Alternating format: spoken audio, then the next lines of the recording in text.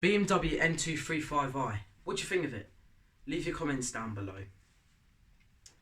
The old BMW M235i, the F22, came with a 3 litre turbocharged inline 6 with 326 horsepower and 450 newton meters of torque, pushing it to 0 to 64.8 seconds, which for the car is absolutely crazy.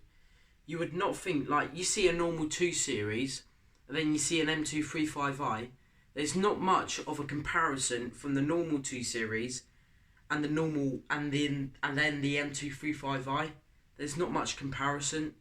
Like with the normal 2 Series, you can tell by the front bumper down at the bottom there's 2 fog lights there, but with the M235i there's no 2 fog lights, so that's another way to tell if there's an M235i or normal 2 Series, as well as with the alloys, because you get the 18-inch alloys and the M Sport brakes with it.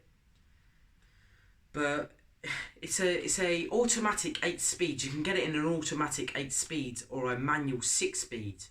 Personally, I'd have it automatic 8-speed, but the car is absolutely brilliant. The sound that it makes with the 3 litre engine is absolutely crazy.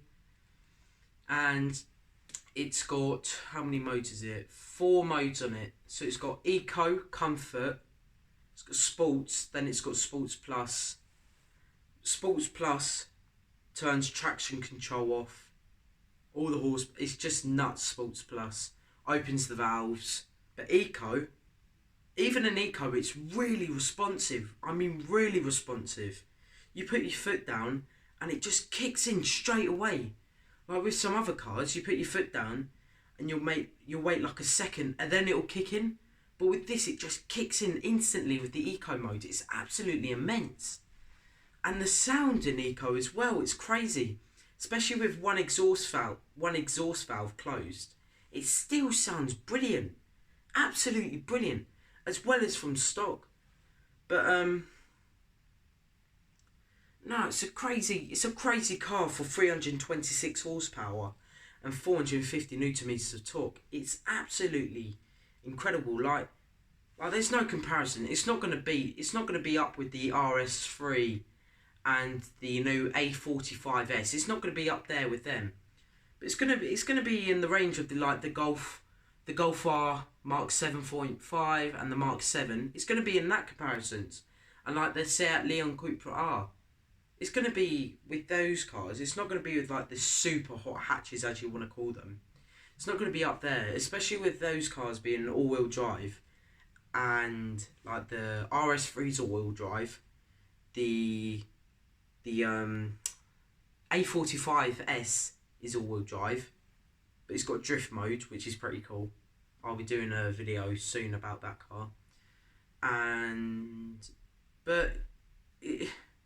it's a really good car, and as well as it'll be competing with the S3, the Audi S3, which shares the same engine as the Golf R Mark 7.5 and the Mark 7 shares the same engine with them.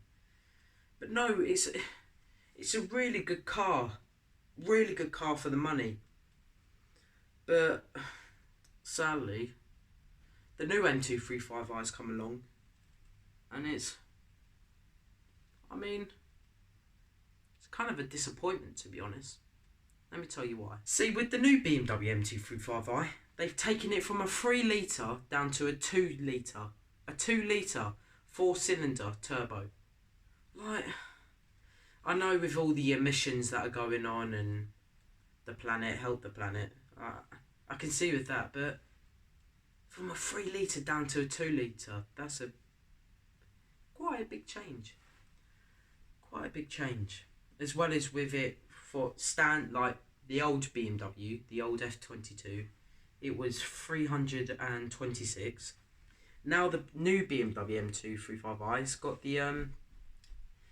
it's got 306 horsepower, which it's not a big change if you think about it.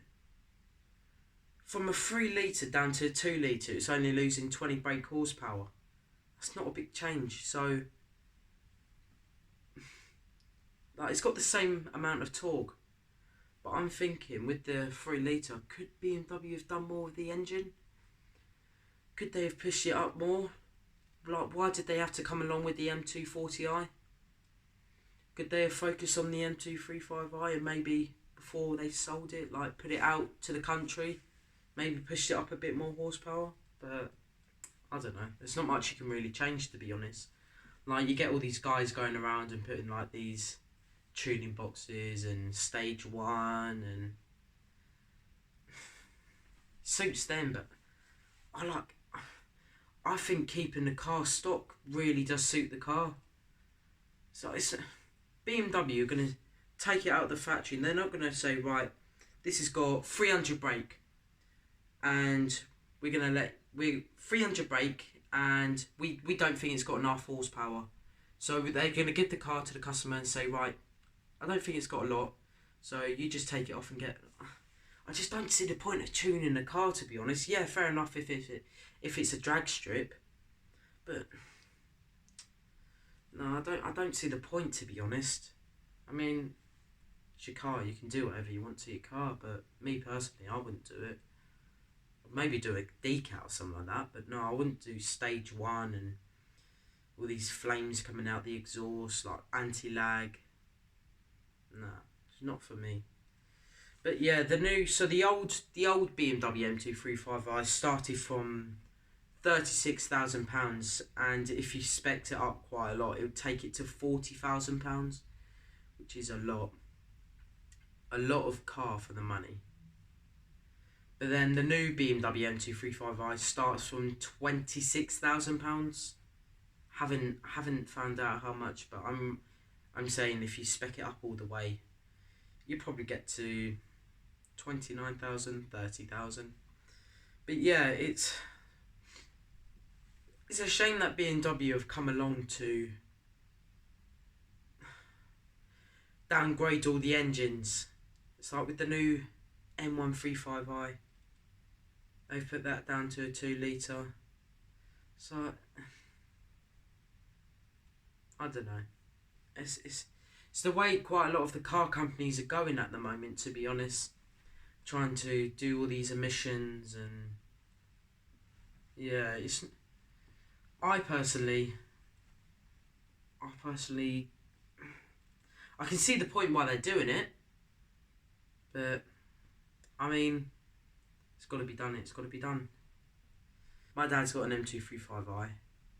He's had that for 3 or 4 months now, and it is a wicked car. He's got the old 3 litre, and the car that you get for the money is absolutely brilliant. Like, we got it in convertible. Because leave a like and subscribe, turn post notifications on, and I'll see you next time. Thank you very much for watching. See you later. Bye now.